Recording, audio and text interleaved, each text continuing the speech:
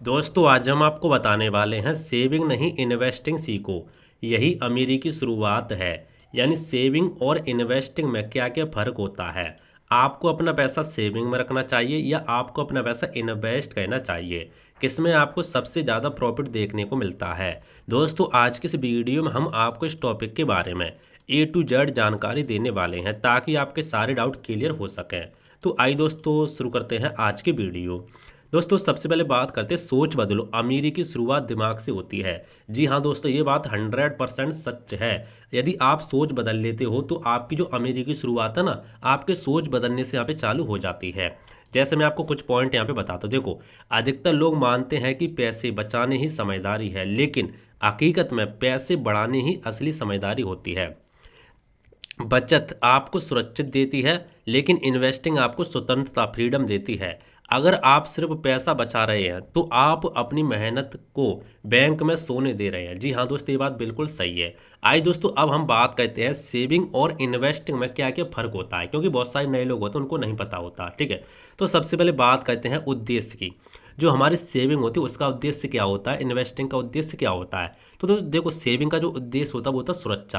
यानी आपको यहाँ पे सुरक्षा मिलती है, कभी भी आप पैसा निकाल सकते हो, आपका पैसा ना तो गिरेगा ना तो बढ़ेगा, उतना ही रहेगा। लेकिन इन्वेस्टिंग की बात करें, यहाँ पे आपको संपत्ति बनती है, संपत्ति आप बना सकते हो, वेल्थ बना सकते हो। जी हाँ दोस्तों, बिल्कुल आप बना सकते हो इन्वेस्टिंग करके। ठीक है, रिटर्न की बात करें तो आपको सेविंग में भाई साहब 3 से 4% ही देखने को मिलता है, 3 से 4%। लेकिन अभी आप देखेंगे ना भाई साहब, महंगाई हर साल यहाँ पे 6 से 7% बढ़ जाती है। तो सेविंग में आपका पैसा बढ़ता नहीं बल्कि कम और होते जाता है। लेकिन इन्वेस्टिंग की बात करें तो आपको यहाँ पे 10 से 15% तक रिटर्न आसानी से मिल जाते हैं। तो आप देख सकते हैं, जो हमारी इन्फ्लेशन होती है, महंगाई होती है, उसको तो यहाँ पे बीट कर ही देता है, बल्कि यहाँ पे 6 से 7% रिटर्न और कमा के देता है कंपाउंडिंग के माध्यम से। अब रिस्क की बात करें तो सेविंग में आपको बहुत ही कम देखने को मिलता है। देखो, रिटर्न नहीं मिलेंगे तो आपको रिस्क भी कम देखने को मिलेगा। लेकिन इन्वेस्टिंग की बात करें तो इसमें आपको थोड़ा ज़्यादा देखने को मिलेगा, लेकिन रिवॉर्ड भी आपको बड़ा देखने को मिलता है। जहाँ पर रिस्क है वहाँ पे इसका ही बात सच है। उदाहरण की बात करें, बैंक में सेविंग अकाउंट वगैरह, एफडी वगैरह आप खुलवाते हो, ठीक है।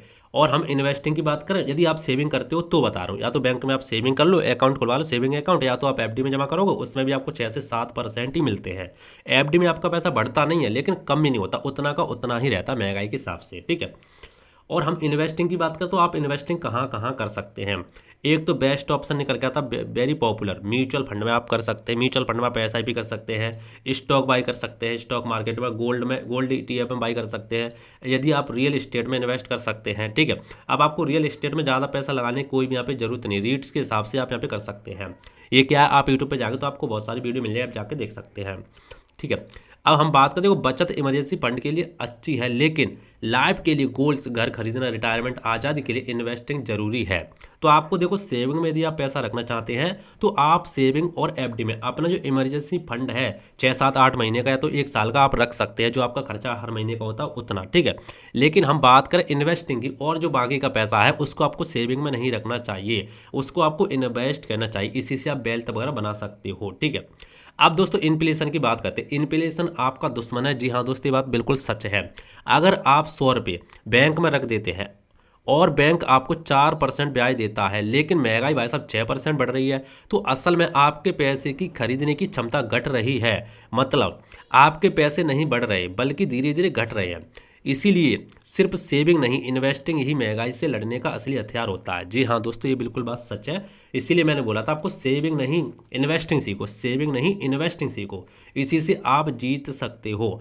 अब थोड़ी हम बात कर लेते हैं इन्वेस्टिंग कैसे शुरू करें, कैसे आप शुरू कर सकते हो। ठीक है, उसके बारे में थोड़ा सा यहाँ पे समझ लेते हैं शॉर्ट में।